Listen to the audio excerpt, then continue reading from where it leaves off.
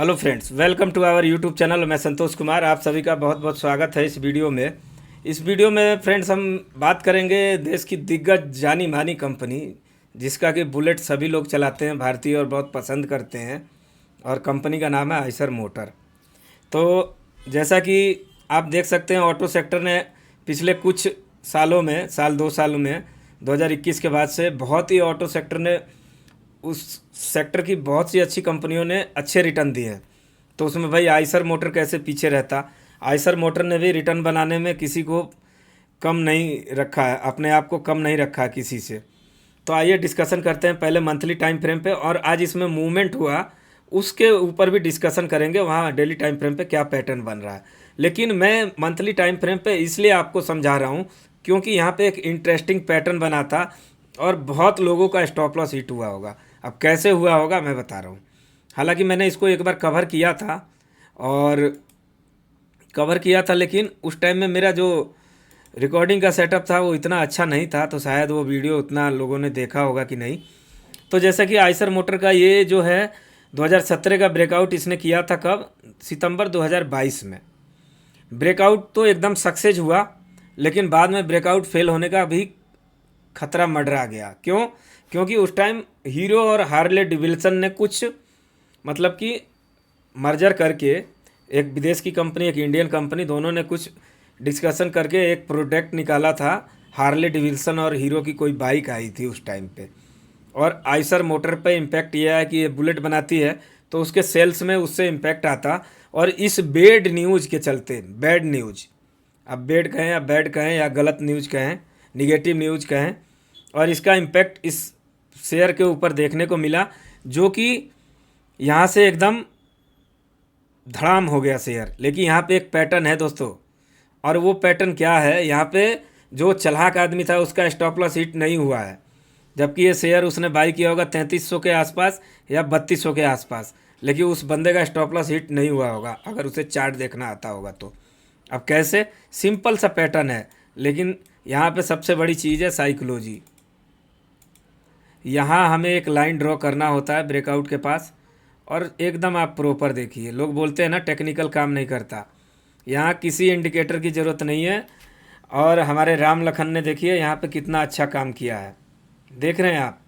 मेरा राम में बोलता हूँ अपने हॉरिजेंटल लाइन को, और लखन जी बोलता हूँ इनको।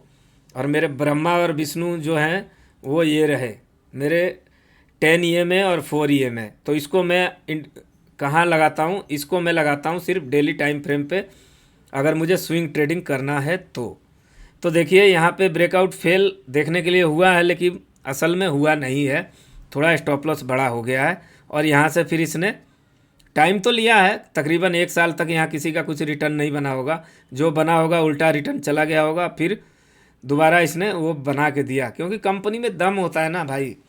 तो अगर वो थोड़े दिन के लिए अगर ख़राब भी होती है तो फिर बाउंस बैक करती है। लेकिन अब होता क्या है कि थोड़ी ये बड़ी कंपनी हो गई है तो चलने में टाइम लगता है। मिड कैप की कंपनी में क्या है, निगेटिव इम्पैक्ट आएगा, शेयर आधा करेक्ट हो जाएगा 50%, लेकिन वही अगर 1 से 2 क्वार्टर अच्छे आ गए तो वहाँ से डबल तिबल भी हो जाएगा। लेकिन बड़ी कंपनियों में ऐसा नहीं होता है, वो इम्पैक्ट आएगा, गिरती भी हैं तो अगर 5,000 का शेयर है 4,000 3,500 पे आके रुक जाएगा, और वहाँ से बाउंस बैक करके फिर 1 1.5 2 साल में जाके अपना ऑल टाइम हाई टच करेगा।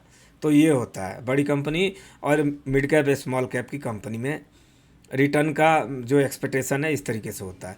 अब चलते हैं वीकली टाइम फ्रेम पे, तो इसमें कुछ ज़्यादा नहीं है, होगा तो देख लेते हैं, वही पैटर्न है। तो वीकली टाइम फ्रेम पे भी आप देख सकते हैं कि जो ये नीचे का चार्ट मैंने डिस्कशन किया, अगर यहाँ पे हमें इस रेंज का ब्रेकआउट चाहिए था तो कभी भी आप ट्राई कीजिए कि अगर आप जैसे हॉरिजॉन्टल लाइन ड्रॉ कर रहे हैं और आपका रेजिस्टेंस वहाँ पे ऊपर नीचे हुआ, तो फिर यहाँ पे हॉरिजॉन्टल लाइन का सहारा ना लेके आपको यहाँ पे ट्रेंड लाइन ड्रॉ करना चाहिए। और ट्रेंड लाइन के बेसिस पे देखिए इसने कितना परफेक्ट काम किया है।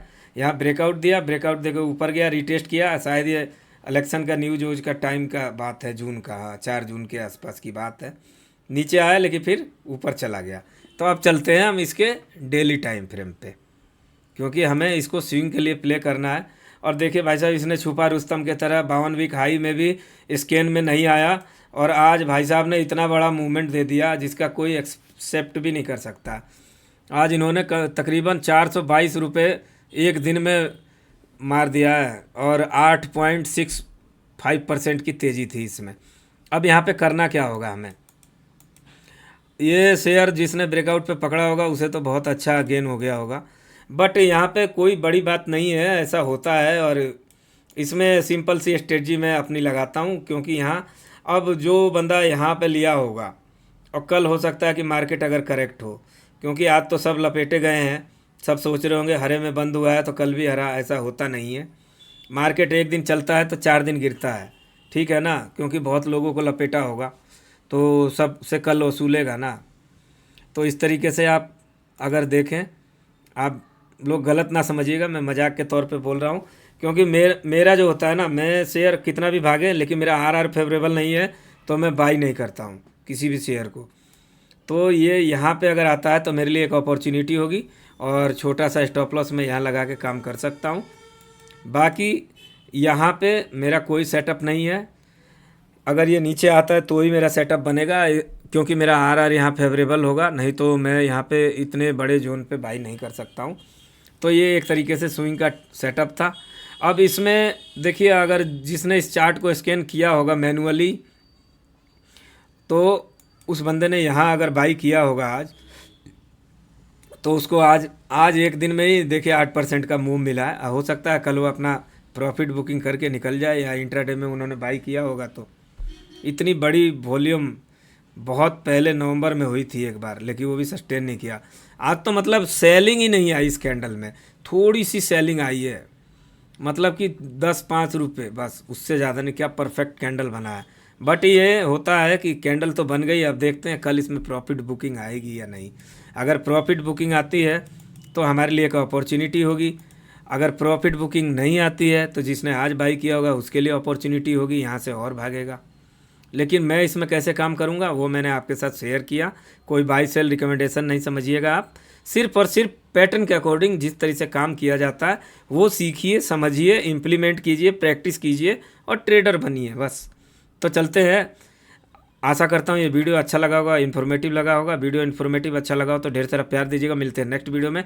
Thanks for watching this video. जय हिंद, जय भारत, वंदे मातरम दोस्तों।